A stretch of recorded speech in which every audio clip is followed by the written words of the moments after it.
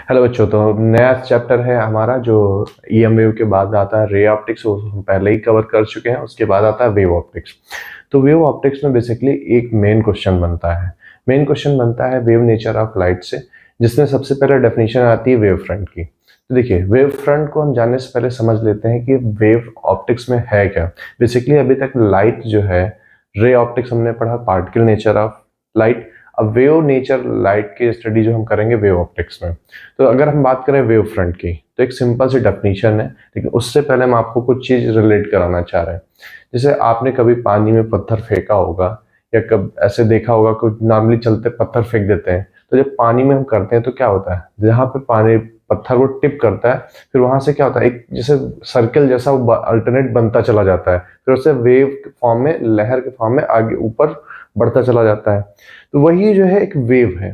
तो जो आगे बढ़ रहा है, जो वेव का सबसे आगे वाला हिस्सा, वेव फ्रंट की बात कर रहे हैं, तो वेव फ्रंट कहलाता है। तो अगर हम इसको डेफिनेशन में दें, तो अगर जहां पे पत्थर वो टिप किया है उसके चारों राउंड वो इक्वल अमाउंट में वो सर्कल आगे की ओर बढ़ता है, तो इसको क्या लिख सकते हैं, it is a locus of point having same phase of oscillation. अगर वेव फ्रंट की डेफिनेशन एक लाइन में देनी हो तो आप बोलेंगे it is a locus of point having same phase of oscillation.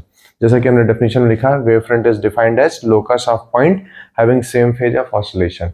का अब वेव फ्रंट कितने प्रकार की हो सकते हैं, अगर हम टाइप्स की बात करें तो जनरली ये 3 प्रकार की होती हैं, स्फेरिकल, सिलेंड्रिकल और प्लेन वेव फ्रंट। तो अगर हम स्फेरिकल वेव फ्रंट की बात करें, तो स्फेरिकल वेव फ्रंट का जो सोर्स होता है पॉइंट सोर्स होता है। जैसे मान लीजिए कोई सोर्स है आपका, पॉइंट सोर्स, तो इससे वेव कैसे बढ़ेगी आगे, ऐसे।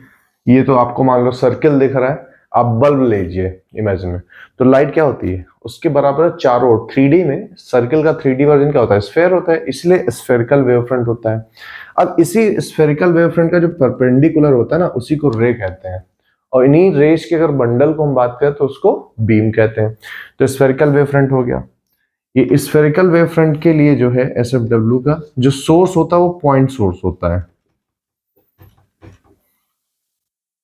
ठीक है। अब बात करें अगर हम सिलेंड्रिकल वेव फ्रंट की, तो सिलेंड्रिकल वेव फ्रंट के लिए जो आपका जो सोर्स होता है वो लीनियर सोर्स होता है। सिलेंड्रिकल वेव फ्रंट के लिए जो सोर्स होगा वो लीनियर सोर्स होगा। जैसे आपने ट्यूबलाइट देखा है, ठीक है।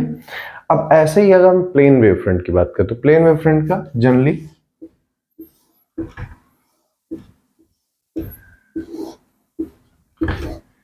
ये वेव फ्रंट की हम डायरेक्शन दे रहे हैं और ये रे की डायरेक्शन। तो प्लेन वेव फ्रंट यानी पीडब्ल्यूएफ, इसका जो सोर्स होगा वो पॉइंट सोर्स ही होगा एट लार्जर डिस्टेंस, ठीक है। यानी पॉइंट सोर्स काफी ज्यादा दूरी पे, जैसे कि सन ले सकते हैं। सन क्या है, दूर से देखते हैं, पॉइंट सोर्स देखता है, लेकिन उससे जो वेव फ्रंट मिलता है कैसा मिलता है, प्लेन वेव फ्रंट मिलता है। तो कई बार आपसे ऑब्जेक्टिव टाइप में पूछा जाता है, तो ध्यान रखेंगे स्फेरिकल वेव फ्रंट की बात करें तो पॉइंट सोर्स होगा, अगर हम प्लेन वेव फ्रंट की बात करें तो पॉइंट सोर्स होगा बट साथ में एक लगा होगा, बट एट लार्जर डिस्टेंस। और हम सिलेंड्रिकल की बात करेंगे तो लीनियर सोर्स होगा, ठीक है। तो इसके बाद हम ह्यूजेंस प्रिंसिपल देखते हैं। हाइगेंस जो थ्योरी है उसमें बताया जाता है कि वेव आगे कैसे बढ़ती है, कैसे प्रोपेगेट करती है। तो ये मान के चलिए हाइगेंस प्रिंसिपल के साथ कंप्लीट क्वेश्चन आता है, जिसके साथ आपका लगा हुआ definition of wave front. Generally हर साल पूछा जाता है, तो इसको most most most important category में रखेंगे।